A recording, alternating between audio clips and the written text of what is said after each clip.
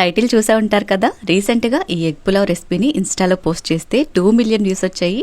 చాలా మంది ట్రై చేసి చాలా మంచి ఫీడ్బ్యాక్స్ కూడా ఇచ్చారు. చికెన్ బిర్యానీ, మటన్ బిర్యానీ లాగా ఎక్కువ హడావిడి లేకుండా చాలా సింపుల్గా చేసుకునే ఎగ్ పులావ్ రెసిపీ చాలా చాలా టేస్టీగా ఉంటుంది. లేట్ చేయకుండా ఎలా తయారు చేసుకోవచ్చో చూపిస్తాను, మీరు కూడా ఒకసారి ట్రై చేయండి. దీనికోసం ముందుగా ఇలా ఒక 1/2 డజన్ కోడిగుడ్లని ఉడికించి తీసుకోవాలి. ఇలా ఉడికించుకున్న తర్వాత చాక్ తోటి ఈ విధంగా చుట్టుపక్కల కూడా ఘాట్లు పెట్టేసుకోండి. ఇలా పెట్టుకోవడం వల్ల మనం పెట్టే మసాలా అంతా కూడా ఎగ్స్కి లోపల వరకు వెళ్ళి టేస్ట్ చాలా బాగుంటుంది. ఇలా అన్ని ఎగ్స్కి కూడా ఘాట్లు పెట్టేసుకున్న తర్వాత స్టవ్ మీద అడుగు మందంగా ఉండే కడాయి పెట్టేసుకుని 1 గంట నూనె వేసేసి ముందుగా ఘాట్లు పెట్టుకున్న ఎగ్స్ అన్నీ కూడా ఇందులోకి వేసేసుకుని 1/2 స్పూన్ ఉప్పు, 1/2 స్పూన్ పసుపు, 1 స్పూన్ కారం కూడా వేసేసి ఎగ్స్ని మీడియం ఫ్లేమ్లో చక్కగా ఫ్రై చేసుకోవాలి. ఈ కారం అంతా కూడా ఎగ్స్కి బాగా పట్టేసి పైన లేయర్ అనేది కొంచెం క్రిస్పీగా అయ్యేట్టు ఇలా ఫ్రై చేసుకుని తీసుకోవాలి.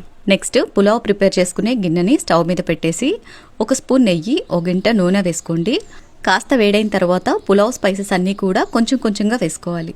మనం బిర్యానీకి, పులావ్కి యూజ్ చేసే స్పైసెస్ అన్నీ కూడా ఇలా కొంచెం కొంచెం వేసుకుని కాస్త వేగిన తర్వాత 2 పొడవుగా చీల్చుకున్న పచ్చిమిరపకాయల ముక్కలు, 1 కప్పు ఉల్లిపాయ ముక్కలు వేసి ఆయిల్లో ఫ్రై చేసుకోవాలి. ఇవి కొంచెం వేగిన తర్వాత కొంచెం కొత్తిమీర, అలాగే కొద్దిగా పుదీనా వేసుకోండి. కొత్తిమీర, పుదీనా ఫ్లేవర్స్ అనేవి బిర్యానీలో అయినా పులావ్లో అయినా చాలా చాలా బాగుంటాయి. ఇలా ఇవి కూడా కొద్దిగా వేగిన తర్వాత 1/2 స్పూన్ వరకు ఫ్రెష్గా నూరుకున్న అల్లం వెల్లుల్లి పేస్ట్ వేసుకోండి. అల్లం వెల్లుల్లి పేస్ట్ కాస్త పచ్చివాసన పోయి ఇలా వేగిన తర్వాత 1 కప్పు వరకు టమాటా ముక్కలు యాడ్ చేసుకోవాలి. ఈ రెసిపీలో ఉల్లిపాయ, టమాటా అనేది చాలా ఇంపార్టెంట్, సో స్కిప్ చేయకుండా యాడ్ చేసుకోండి. టమాటాలు కూడా మొత్తం అంతా మిక్స్ చేసేసి టమాటాలు త్వరగా మగ్గడం కోసం ఉప్పు యాడ్ చేసుకోవాలి. ఉప్పు వచ్చేసి నేను పులావ్కి సరిపోను ఒకేసారి యాడ్ చేస్తున్నాను. 2 స్పూన్స్ ఉప్పు, 1/2 స్పూన్ పసుపు వేసేసి టమాటాల్ని కాస్త గుజ్జుగుజ్జుగా మగ్గనివ్వాలి. మొత్తం అంతా కూడా ఇలా మిక్స్ చేసేసుకుని మూత పెట్టేసి 1-2 నిమిషాల పాటు మీడియం ఫ్లేమ్లో మగ్గించారంటే టమాటా మీద ఉన్న స్కిన్ సపరేట్ అయిపోయి ఈ విధంగా గుజ్జుగుజ్జుగా మగ్గిపోతుంది. ఇలా మగ్గిన తర్వాత కారం యాడ్ చేసుకోవాలి. కారం వచ్చేసి మీరు తినే స్పైసీనెస్కి తగ్గట్టుగా చూసి అడ్జస్ట్ చేసుకోండి. నేనైతే ఇక్కడ 2.5 స్పూన్ వరకు కారం యాడ్ చేస్తున్నాను. ముందుగా పచ్చిమిర్చి కూడా వేసాం కాబట్టి 2.5 స్పూన్ అయితే కరెక్ట్గా సరిపోతుంది. అండ్ నెక్స్ట్ ఇందులోకి 1 స్పూన్ ధనియాల పొడి, 1/2 స్పూన్ జీలకర్ర పొడి అండ్ 1 టేబుల్ స్పూన్ వరకు బిర్యానీ మసాలా యాడ్ చేసుకోవాలి. నా దగ్గర ఎగ్ బిర్యానీ మసాలా అవైలబుల్ ఉంది, సో నేను అదే యాడ్ చేస్తున్నాను. మీరు నార్మల్ బిర్యానీ మసాలా అయినా సరే యూజ్ చేయొచ్చు. చూడండి, అంతా కూడా ఇలా మిక్స్ చేసుకుంటూ ఆయిల్ సపరేట్ అయ్యేంత వరకు ఫ్రై చేసుకోవాలి. ఇలా వేగిన తర్వాత 1 కప్పు ఫ్రెష్ పెరుగుని యాడ్ చేసుకోవాలి. పెరుగు వేసేటప్పుడు డెఫినెట్గా స్టవ్ని లో ఫ్లేమ్లో పెట్టి వేసుకోవాలి. హై ఫ్లేమ్లో పెట్టి కనుక వేసారంటే పెరుగు విరిగిపోతుంది. సో స్టవ్ని లో ఫ్లేమ్లో పెట్టి ఈ విధంగా కలుపుకుంటూ పెరుగు కూడా ఉడికించుకోవాలి.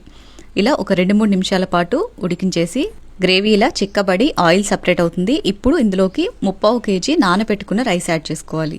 ఈ రైస్ని నేను శుభ్రంగా కడిగేసి 1/2 అవర్ ముందే నానబెట్టుకున్నానండి. ఎగ్స్ని బాయిల్ చేసేటప్పుడే రైస్ని కూడా కడిగి నానబెట్టుకున్నారంటే టైం అనేది కరెక్ట్గా సరిపోతుంది. నేను ఇక్కడ 3/4 కేజీ రైస్ తీసుకున్నాను. ఇక్కడ నేను ప్రిపేర్ చేసిన క్వాంటిటీకి 3/4 కేజీ రైస్ అయితే కరెక్ట్గా సరిపోతుంది. ఈ నానబెట్టుకున్న రైస్ని గ్రేవీలో ఇలా కలుపుకుంటూ 2-3 నిమిషాల పాటు ఫ్రై చేసుకుంటే టేస్ట్ చాలా చాలా బాగుంటుంది. అండ్ ఇలా కలిపేసుకున్న తర్వాత 1.5 లీటర్ వరకు నీళ్లు పోసుకోవాలి. 3/4 కేజీ రైస్కి 1.5 లీటర్ నీళ్ళు అయితే కరెక్ట్గా సరిపోతాయి. వాటర్ వేసిన తర్వాత అడుగు పట్టకుండా చక్కగా అంతా కూడా ఇలా మిక్స్ చేసేసుకుని పైనుంచి కొన్ని బ్రౌన్ ఆనియన్స్, కొత్తిమీర, పుదీనా వేసేసి మూత పెట్టేసి స్టవ్ని హై ఫ్లేమ్లో పెట్టి ఉడికించేసుకోవాలి. హై ఫ్లేమ్లో ఒక 5-6 నిమిషాలు ఉడికించేసారంటే అన్నం ఈ విధంగా ఉడికిపడుతుంది. అంటే జస్ట్ ఒక 50% ఉడుకుంటుంది. ఇలా ఉడికిన తర్వాత మనం ముందుగా ఫ్రై చేసి పెట్టుకునే ఎగ్స్ ఉన్నాయి కదా, అవన్నీ కూడా ఈ విధంగా పైనే పెట్టేసుకోవాలి. ఎగ్స్ లోపలికి వెళ్ళిపోకుండా ఇలా పైనే అరేంజ్ చేసుకోవాలి. వన్స్ ఇలా ఎగ్స్ అన్నీ కూడా పెట్టేసిన తర్వాత మిగిలిన బ్రౌన్ ఆనియన్స్ అన్నీ కూడా పైనుంచి వేసేసుకోవాలి. అలాగే కొంచెం కొత్తిమీర, కొద్దిగా పుదీనా అండ్ 1/4 స్పూన్ వరకు బిర్యానీ మసాలా కూడా యాడ్ చేసుకోండి. పైన వేసుకోవటం వల్ల ఫ్లేవర్ చాలా బాగుంటుంది. ఇలా అంతా కూడా వేసేసి మూత పెట్టేసి మీడియం ఫ్లేమ్లో కుక్ చేసుకోవాలి. ఇలా వాటర్ అన్నీ ఇంకిపోయి బబుల్స్ రావటం ఆగిపోయిన తర్వాత స్టవ్ని లో ఫ్లేమ్లో పెట్టి 2-3 నిమిషాల పాటు మగ్గించుకోవాలి. ఒక 2-3 నిమిషాలు మగ్గించేసి తర్వాత ఒక 5 నిమిషాల పాటు పక్కన పెట్టేసి ఆ తర్వాత సర్వ్ చేసుకోండి. అన్నం పొడి పొడిలాడుతూ చాలా చాలా బాగుంటుంది. స్టవ్ ఆఫ్ చేసిన వెంటనే కనుక తీసారంటే కొంచెం అన్నం తేమగా ఉంటుంది. అలా కాకుండా ఒక 5 మినిట్స్ పక్కన పెట్టేసి ఆ తర్వాత సర్వ్ చేసుకున్నారంటే అన్నం పొడి పొడిలాడుతూ ఇలా చాలా టేస్టీగా ఉంటుంది. ఈసారి ఎగ్ రెసిపీ చేయాలి అనుకున్నప్పుడు ఇలా simple and tasty pulao try చేయండి. చాలా చాలా టేస్టీగా ఉంటుంది. ఇంట్లో వాళ్ళందరూ కూడా చాలా ఇష్టంగా తింటారు. మరి టేస్టీ అండ్ సింపుల్ రెసిపీ మీకు నచ్చితే లైక్ చేయండి. ఇలాంటి మరిన్ని ఇంట్రెస్టింగ్ వీడియోస్ని మిస్ అవ్వకుండా చూడాలి అనుకుంటే సబ్స్క్రైబ్ చేసుకోండి. Thank you for watching. మరో మంచి వీడియోతోటి మళ్ళీ కలుద్దాం.